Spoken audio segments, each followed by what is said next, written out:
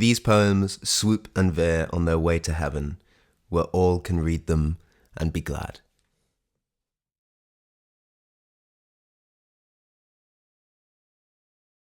Lucas Reed's Jazz is about 3 years old, COVID, in a park, and I saw my friend Lucas reading jazz. Lucas Reed's Jazz.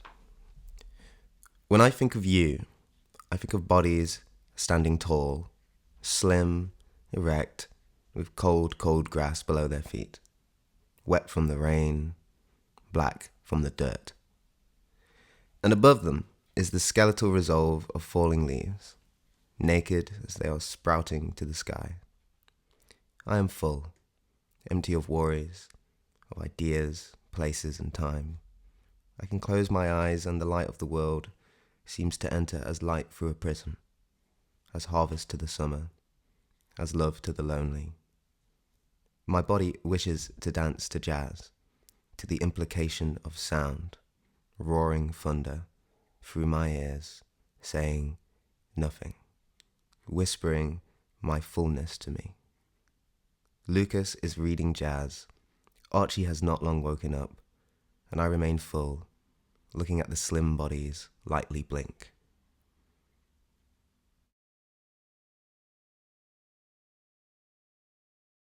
This next poem is called Baths. It's pretty self-explanatory, although in two different perspectives, but it doesn't really matter. Baths. When we two were one, I suspect we enjoyed the shared spaces outside of time. We shared the same belly, floating as names in the primordial fluid that with time grows these words to you. In my life, I have shared baths. Memory is scarce as it is tragic, as beautiful as to the mind a wandering dandelion. This flower floats to me from afar. Myself and my brother shared the waters, this time, together. In the evening, sometime not so long ago, I saw you naked in the water, your hair emerging from the muddy ocean. When finished and ready to pamper, I sink to the mud. I become you, and yet pray to be wholly new, out of the present. Slowly, I move my arms, lifting up holy hands, without anger or argument.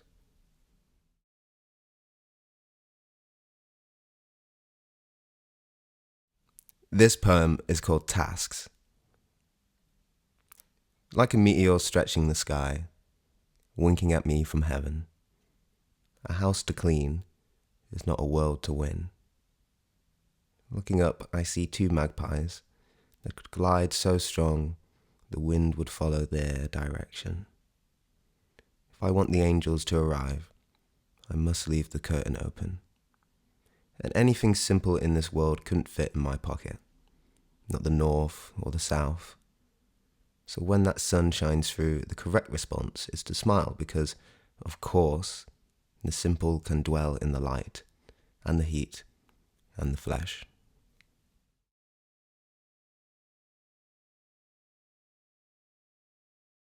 This one is an oldie.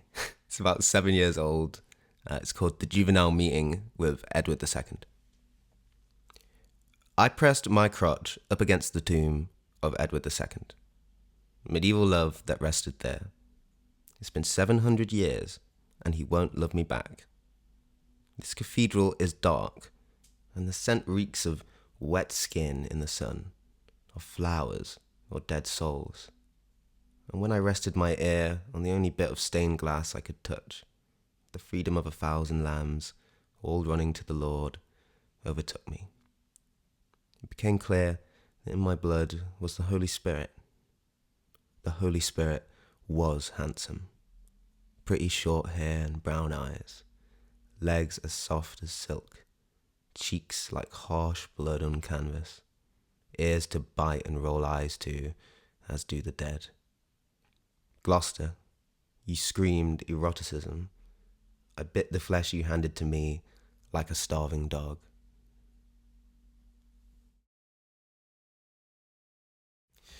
This poem is called June, and it was written in June.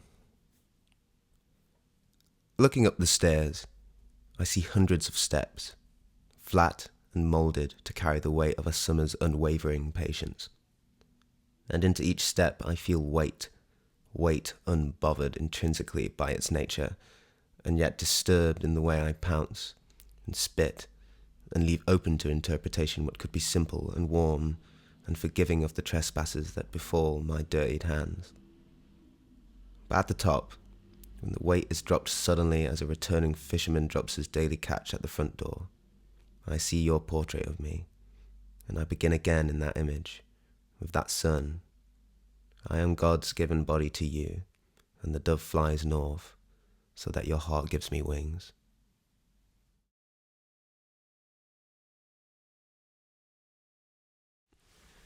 This poem is called Facing the Aging Cat. An unbelievable sight. A cat so old as you treads across the garden wall and comes to shake my hand. I am shocked at the natural and how its changing form could make such a moment so still, that I might take the appropriate amount of time to cry. The next day I sit in apathy at the infinitely changing paths of what was once home, where each moment flies in all directions. You say, I form an image in your mind, a country church, its stones cloaked in the morning dew, touched by the hand of another. Is that real enough to form a reality that, if broken, the morning will not come?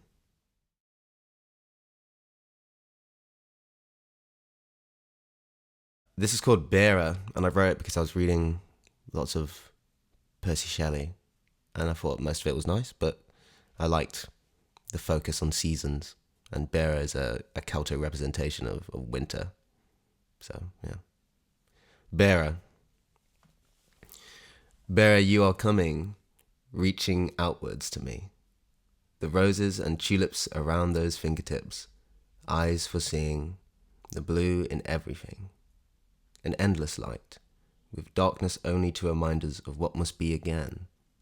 The cold is inevitable. I see it when the roses die. I consider the roses I do not pick, the ones that rest on tables in rooms of houses, but not always homes, are sad to think about.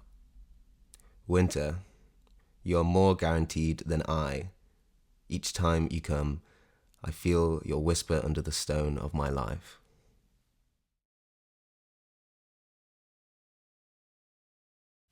This poem is called At Woollerton Hall First Time, because it's the first time that someone went to Woollerton Hall. Out from the cold, from the deep whose colours are the sound of the wind in a cave, a bat will fly, a babe's claws clutch longingly to the mother's fur. I look down the wide, wide steps of Georgian stone, shades varying from time's incessant dirty boot. You stand there, cornucopia in hand, lightly clasped like the clutching claws of the babe.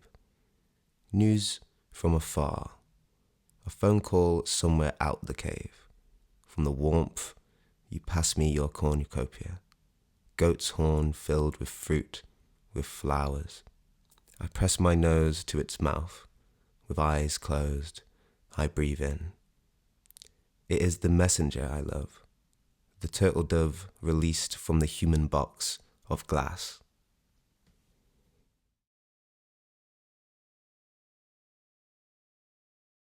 This poem is called After a Drink. It's about drinking with my mum. You saw me as ugly, as without myself, in the cold dawn of September, as in the womb comfortably and without regret, with solemn voices surrounding the choir out of tune and distant to the divine. I wore a tie as you did, to the public house. Songs sung like children who, despite the best effort of a learned teacher, had forgotten the value of harmony. You saw me as yourself, young and naive, with no child to look after. You saw me as broken with the rest. It is late, and I cannot drink like you do.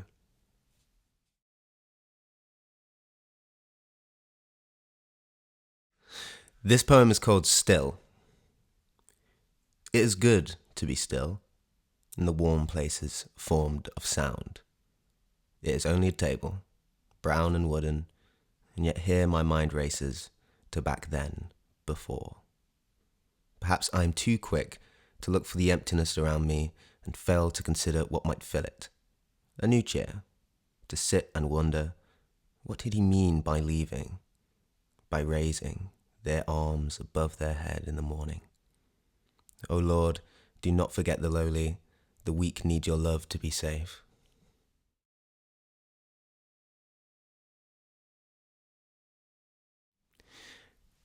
This is called You Make Nests of the Earth, and it's about birds.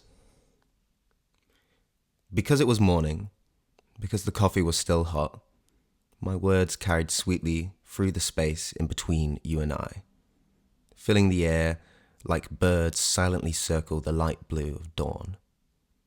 And later, you will step out and remain transfixed above the bodies of mortal flesh that stutter and trip to pierce the daily rush, the rush that had made you silent and compelled me to lift the veil of the void. The mask always comes off, if only to place on another. But often the flesh within cannot change form, cannot shape into what is common and vulgar. I encourage you nonetheless. No star or planet has moved in the sky since we cared to look up and mapped their presumed eternal place. You are not a star. You are the bird who must leave their nest in the bleak winter to find a new home in warmer climate, where, with great happiness, you will one day look on the fledglings who multiply to do the same.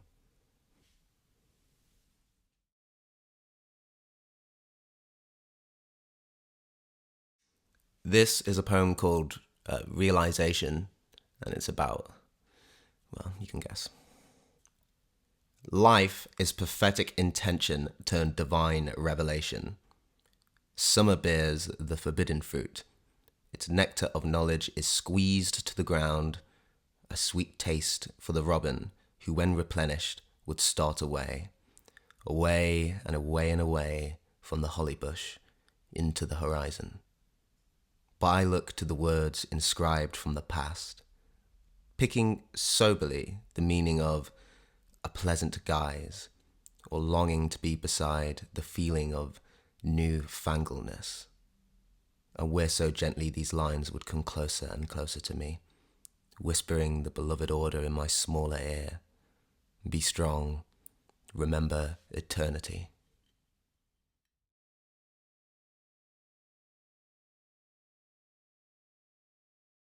This is called Late Summer. Late summer I fought, deprived of passion, naked in thought and spirit. How lovely the length of the day. I turned to face the window, the light red in the morning. It will rain, and I still will be glad.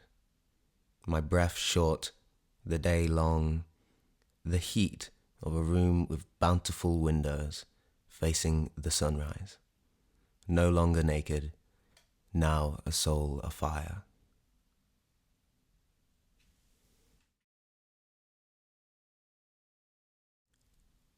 This is an untitled one. Bed as womb, you are my twin.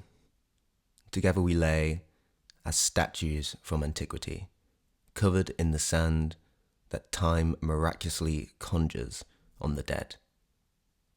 Unearthed at an angle, the skyline shuddering in heat, the eyes of the viewer squinting to see clearer what we feel, and understand us not as dead, but sleeping. Sleeping without thoughts of the day, no matter how long and painful the time must seem. Let me sleep a little longer.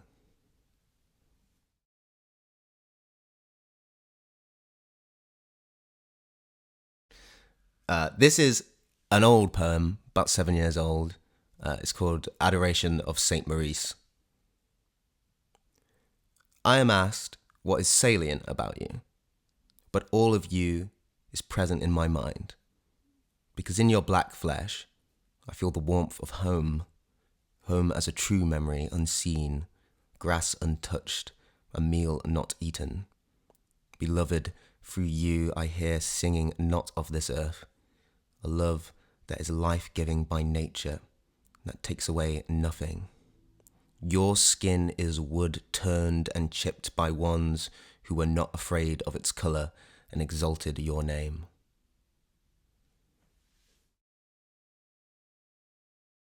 This is an oldish poem, a couple years old. It's called Dialogue with a Ladybird. There's a ladybird dying on my lap, and the sky is grey as in the tradition of an English autumn, after the sun would come for days in a chill and morning husk, for moments fleeting into frozen grass. And so this ladybird, faded red and living in brown, begins to stumble, reminiscent of the swaying bodies seen somewhere in Italy, and just like a farmer who may have wandered to worship and found himself in awe with the priest, saying, "My goodness, how can the body move like that?" This ladybird rubbed its face, and there was something in their way. Will they die here, or then, where I will be and have been?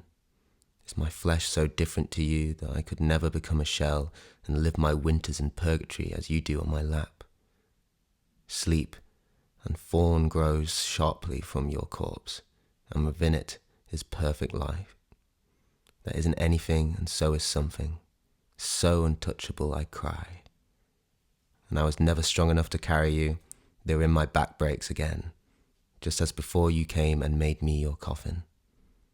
Now this is always true, the divine that has visited me from nothing.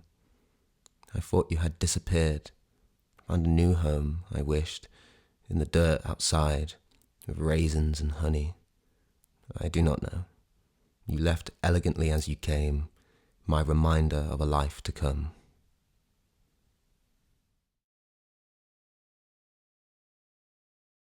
This poem is entitled Birthday, and it was written on my birthday. I think of Mary and Elizabeth as, with bended back, you raise your hands in a gesture of thanks. So graceful, you enter the bus before me. Humility, I think, comes easiest with meagre things, with two pregnant women full of life, a life that grows in the belly, another. I sit on the bus facing backwards, the world racing beside me on either side. Our care home advertises companion suites. I just know, deep in my heart, that they too experienced the visitation, that they also shared a clasping of hands, belly full, obscuring the far-off mountain.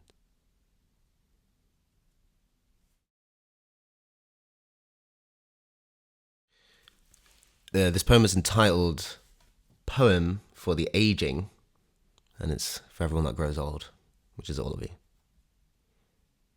17 days between us, so long ago, before all we have now, you took the first leap of life, and out of the flower of earth you emerged. The clam had opened, the angels surrounded the room, and you saw fit to stay and exclaim a cry that, in time, settled to the first sleep.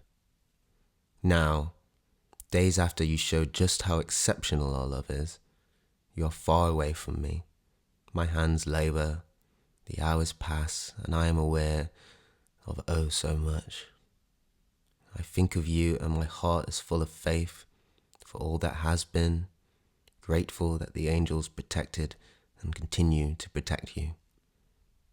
Before I left at 2 minutes to 7, I saw the same angels from all those years ago. They still float around you, and at my last glance before departing, they smirked at me. I nodded. You really should rest more. The angels grow impatient, but divinely, with care, without judgment.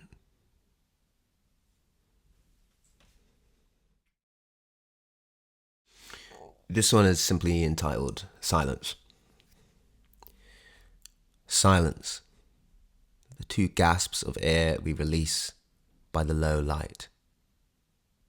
I once knew someone in a basement by the train station who said he didn't believe in God or an afterlife until his daughter passed away. Truthfully, I looked into his eyes and I could have wept. You put your clothes back on, tight and wonderful, bright and calm.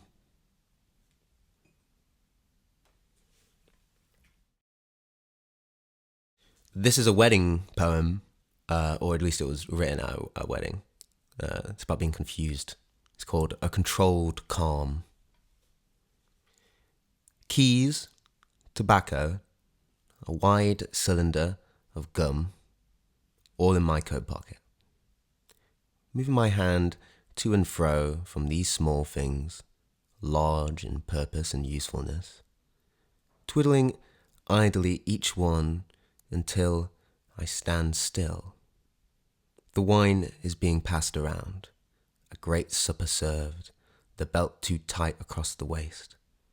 It would be better suited around my leg, circling the wounds there. Tourniquet. There are wounds elsewhere, all the memories kept in my other pocket. My hands dare not go there. They'd better wrap that tourniquet around my heart, or around the heart of another, or indeed many others that I have taken and seen and disappeared in turn. Better yet, the room would benefit from such a thing, a fine thin ribbon of silk around every heart. They deserve it. The heart is the engine of the body, the center of each person in their multitudes within their multitude. And each body I see is tired in its own way. They don't want to be here. Someone clinks a tall champagne glass, and we are compelled to look ahead and listen.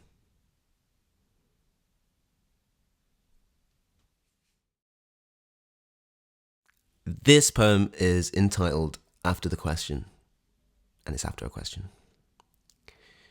It was now when the sun came through as light from eternity. My head may be muddled, fake silver and gold, but still this thrill comes as winds from the sea, with a whisper of your name, or the touch of your skin.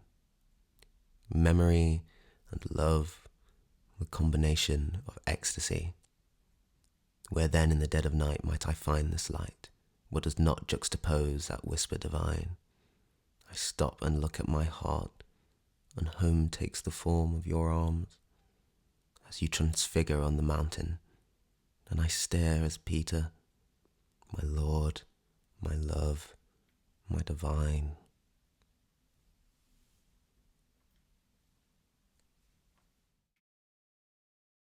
This is an old one, about 2-3 years old. It's called Always Knowing.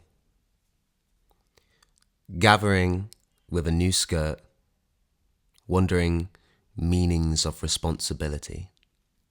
The fable goes slow, slow as a wheel with 8 spokes, blunt and stuck in the earth, wet with This poem is called Always Knowing. It's old, a couple years old. It still has legs though. Gathering with a new skirt, wondering meanings of responsibility.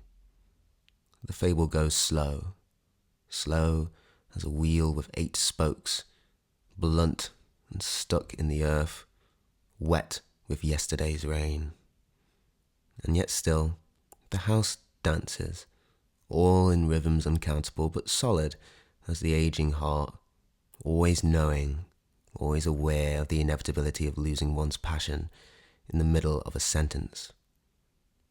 It is Tuesday, and I will have dinner with those I love, warm from the autumn wind that has returned, old and new.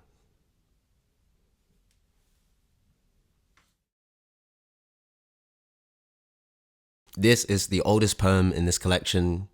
It's about 7 or 8 years old, and I wrote it as a funeral poem but I kind of completely forgot what its actual meaning was. But it stuck around, and I have a love affair with it. It's called Untitled and Ancient. All at once and suddenly, half asleep with sunlight, petals on the side of the table, a coffee cup. All at once and suddenly, the rain shook me awake. The chair was torn and my heart kept stopping and starting. All at once and suddenly, you weren't there on the step from the church where you kept flowers in your pocket.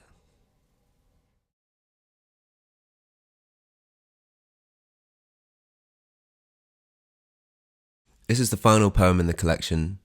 It's a poem in 5 parts.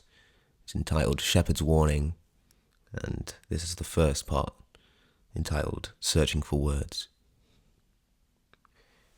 Tuesday morning, a grey twilight fills the sky. A calm readiness fills the air, waltzing from shade to shade. I am cold but not shivering. My thighs are in motion as I go from one place to another, with things to do, opinions to voice or not voice. I do not ask for warmth, I can't predict it in a world where my thighs go without thought or feeling. Above me, a 20-something sits idly on their windowsill. The view of a grey twilight, surely better, not better, but wider in visual and thus wider in understanding.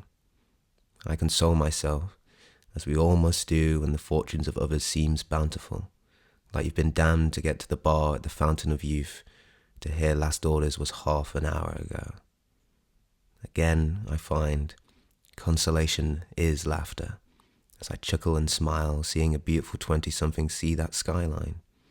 Not trivially beautiful, but beautiful as divine things are endowed, shrouded in mystery, exalted and crowned for all to see, beautiful as a dove from heaven anointing this very moment. I think to myself, it won't be long now. Sleeping will help. But as I lay the small things of the day, there, on the table at the top of the stairs, the rubbish cushioning my keys, something innate shakes between the vines in the jungle of my heart. All so long ago, I was born under a different sign, with darker skin, what some would call the shadow of a midsummer sunset, dying in memory. My father once said of his father that when he'd visit him at the weekend, he'd look through his front window, a 5 p.m. autumn sunset, and see him reading his dictionary. I always loved that story. It brought me closer to the past, as close as I could get. That story reminds me that wherever he was born, coming here brought me life. I too read the dictionary. I share my last name with William Brade, who, on the 2nd day of April, 1836, was awarded 2,497 quid, 3 shillings and 3 pennies, all as compensation for the 153 enslaved individuals that they had to give up. When freed, I assumed that some poor bastard knew no other name, and so had to be shrouded in the darkness, forever forcing their progeny to bear the weight of one singular syllable. Well, here I am now. There are other things to dream about this evening. End of 1.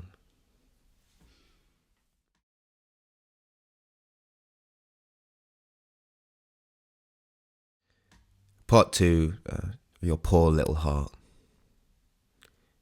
In the dying embers of one summer, when I, awaiting and expecting my 18th lap around the sun, sat on the sofa of my touchingly familiar living room with its colours I detested and accepted without remorse or judgment, by the low light of an evening, my legs spread in comfort, my mother howled from the conservatory.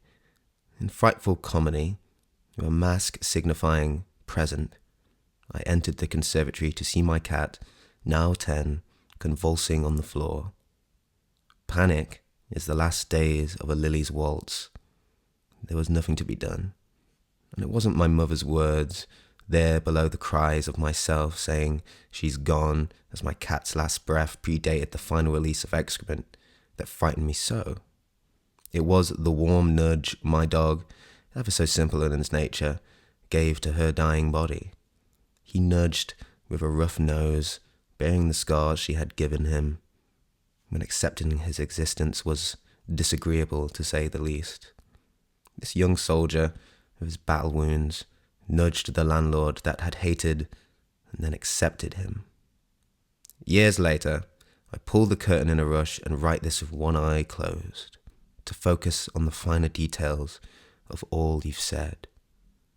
Must I go unfeeling, vanquished, to the cold brutality? I hear my stomach so broad and warm. What reminds me of the past is always distant and removed below the questions of the day. More tea or good morning? Until suddenly, above the steam of a kettle, touching the lace curtain that crowns me, appears a premonition of before. Perhaps this is the way all good things appear, out of the mist and into the heart. Hearing words of someone or other's lost love, I know only of their name and their height, the space of their eyes to the tip of their nose. Of course, it really doesn't matter. I said, your poor little heart, but only because all hearts are little, and bountiful of love is the heart, small or large, that carries the weight of others. The older I get, I find all hearts strive with buckets of rain, gathered from the many rainy seasons. Sometimes they forget the storms that form black holes in the sky, that shake the world around you, bring into being the calmest of days. The God who picks and places all that surrounds you in a scene of unfamiliarity also grants paradise. I've learnt to see all things as a Madonna and child. We, in our unruly, undecided desire, select the moments of calm as we from time to time suckle on the breast of life. So what are bellies full?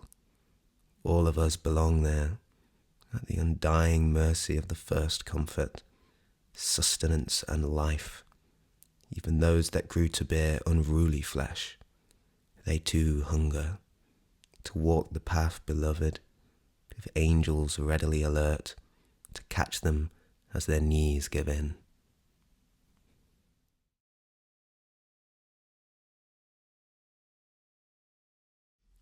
This is part 3, entitled A Breaking of Infinity. The world, I thought, used to hide from me. It seemed to keep secrets from me, to withhold something innate to a semblance of understanding, of refuge from chaos, from oblivion. Now, truth seeps from the walls.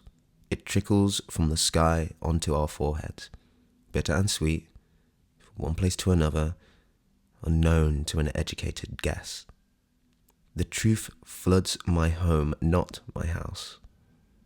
This one dream, sometime in the echo of loneliness that lines the cloth of all lives, I dreamt dreadful things. It was the touch of another. Motion was hazy, as if viewing from a car. I remember seeing myself through the grave and feeling wrong, my body suspended in time, outside of motion. So quick it felt, one time and then never again. With the first sight of the real world in the morning, midday, I closed my eyes again and failed to keep tears away. What was once a statement to others of youth, pride and confusion seemed suddenly to morph into a beast that I alone shared. From time to time, it becomes obvious that what may appear to me as habit, as common sense, as love, are formed of cycles. I was born on a cul-de-sac. I learnt early to look for the curvature of things, seeing my mum's car turn that curve of the zero to meet me in the corner, or home. That was a cycle, a guarantee that I would always see a full circle, a motion of cars in time, its repetition trained into my brain, into my soul. I repeat the patterns of the past like my father did also, circling the cul-de-sac outwards from the only exit. What dreadful realization.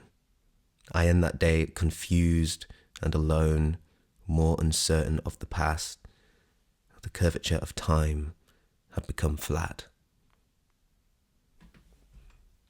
That's free.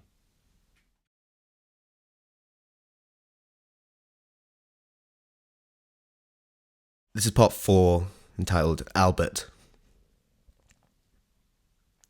Once I dreamed, emblazed in glory, my grandfather, pure white light engulfing the sounds around me, above the bathtub, his arms in that so holy position that imitates the trees. There were no signs of nails or hammers. All the labourers of the field need not reap the harvest. The sea of glass firmly between me and my grandfather, enthroned as the one above all. The one whose words I did so often hear and wondered tirelessly at his memories. How they have made me and planted in me scents that give delight. Shoe polish, the wood of a walking stick. I think he taught my brother how to tie his shoes. And if, for a moment, I close my eyes, if I tend my cheek to the wind's caress, I might think, cautiously, that he taught me too. Come morning, I knew my heart had grown weary at the truth, that aging denies eternity, that death starts from a fall to the dust lying dormant on the bed frame. What was left of the day I cannot remember, but now, years later, what is latent in the mind comes out to play. To picture how he held me as an infant, he held my little arms between the rough rivers of his palms, christening me his grandson, forever after to share the bounty of life with him, absent or present. That flesh to flesh, the bringing of calm into a new life such as mine. My eyes read his exaltation every day. His name was Albert.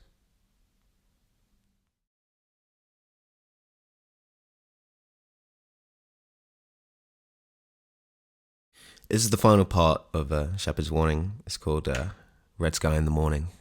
You can see that one. The present, of course, is easy to trace. 6:48, I wake remembering immediately the bath of yesterday. And floating, as we all do, in stasis, delicately in the arms of the spirits who bear our names too, I saw what was ahead. I love you, I kiss you, and out there I go. Before we know it, the distance between us widens. Awaiting food, a co-worker, aged with grace to see grandchildren, always gentle with words, gestures for me to tap on the shoulder of the individual ahead. I smile, I oblige. It is easy to stand still, when the flesh so played out against the pale days that form, through memory, the otherworldly scent of knowing. They're sitting beside one another. They remember a few blinks, a few children, a few homes, dogs and cats, dead and gone. But suddenly, fable is turned flesh.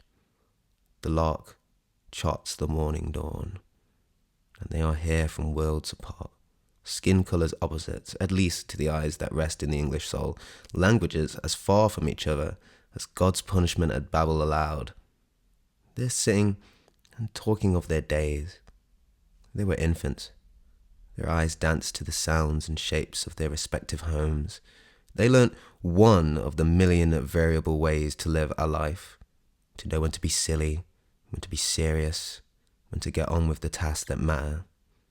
But really, an infant is an infant, no matter whose lap they lay across, accepting lovingly their mother's ability to burp them so well. Their mothers are no longer with us. I could have not been there to tap her shoulder. My dreadful body moves in circles for 8 hours a day. I am glad glad as the aforementioned William Brade must have felt way back then in the past. How happy I am to picture his horror at the sight of me, his name now mine. I think of all I have, of all that has been. When the sky turns red in the morning or the evening, I think no more fear. Its dry spine, like that of an autumn leaf, crackles beneath my feet. Before I sleep, I burp the baby of my past, and they, with patience and rest, awake and accept the shepherd's warning that glows above the morning.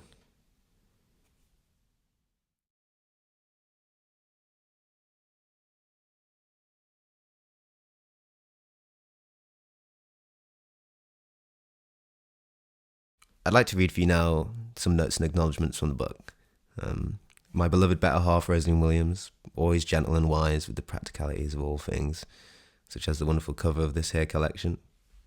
My gratitude also goes to the endlessly wise and personable Soviet Juvenile for countless proofreading and editing notes for your conversation over tea, as well as for the portrait that you will see on the cover of this. Gratitude also goes to the Midland lodger, that is Connall Doo, whose companionship and advice during the period of writing these poems was invaluable. I couldn't get rid of him.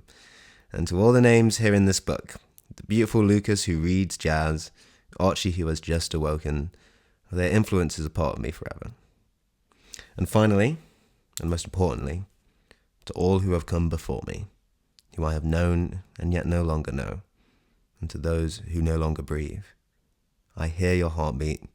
It remains etched in the chamber of my soul.